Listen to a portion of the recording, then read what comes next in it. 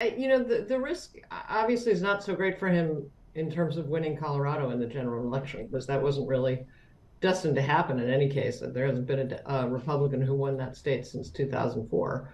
But nonetheless, it sets a precedent for the other states, and there will be, no doubt, a number of other states deciding the same issue about whether or not Trump can appear on the ballot. And for those in those states where there's actually a viable race, which is most states in the country, it will actually have a significant effect.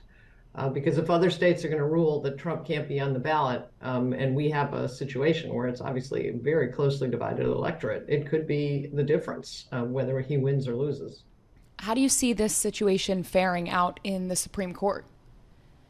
Well, it's really hard to say. This is a completely novel question. This has never gotten to the Supreme Court, even involving someone of a lower level, let alone a presidential candidate and former president. So I think it's quite complex because the issues have never been addressed.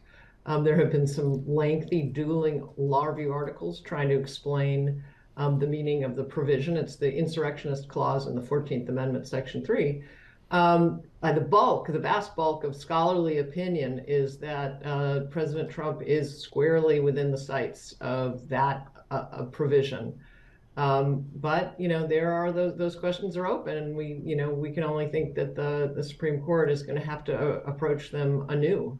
Are there other states that you're aware of that are maybe in advanced stages of doing something similar to what Colorado did? Well, there is an appeal from a ruling that kept Donald Trump on the ballot, that is going up, I believe, in Michigan to their Supreme Court. So that one could pose a problem for him. Michigan is a fierce battleground state.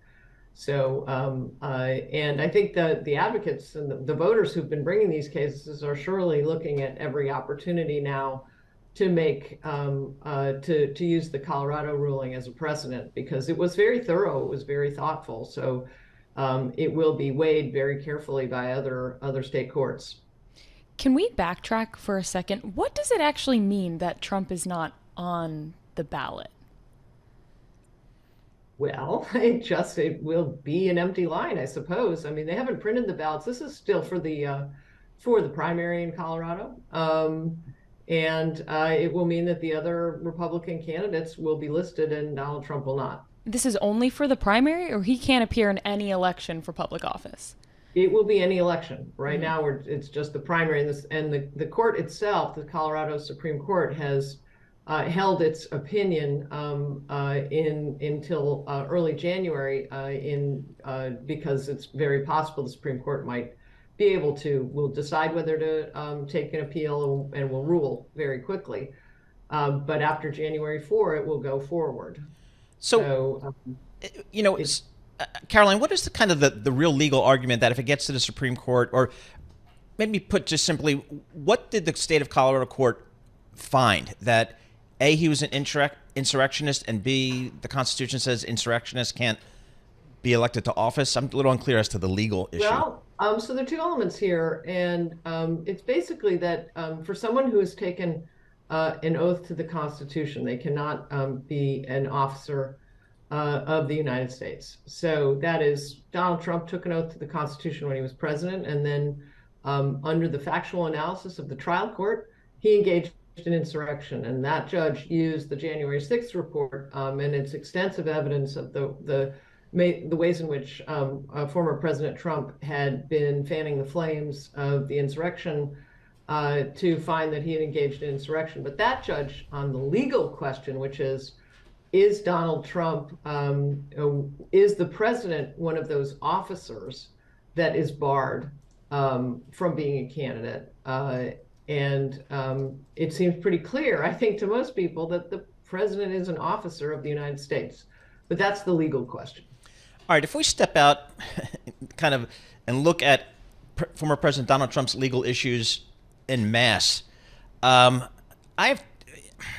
where is the greatest risk, do you think, to him, I guess, as it relates to the election, not personally, I guess, but just in terms of his ability to run and potentially, be elected?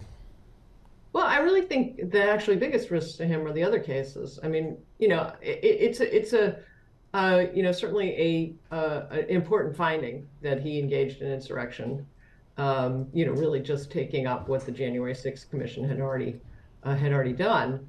But I think the other cases, the Georgia case involving election interference, and the case in D.C. involving January 6th and election interference, I think those are the ones that are really could well bite him, because even the most hardcore MAGA voters may start to question their candidate if there's a rock solid criminal case against him and it's moving forward and he's losing.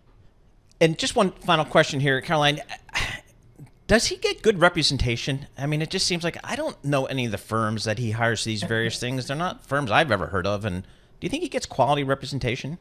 Well, I think just ask Rudy Giuliani how he's doing. I think he's got some big bills right now, and I don't see Donald Trump stepping in to pay them. So, I think, one of the problems is the kind of relationships he's had with lawyers over the years haven't really meant that those lawyers have been able to succeed in their businesses. So I think a lot of very more serious, reputable lawyers have stepped away. It's a dangerous place to go.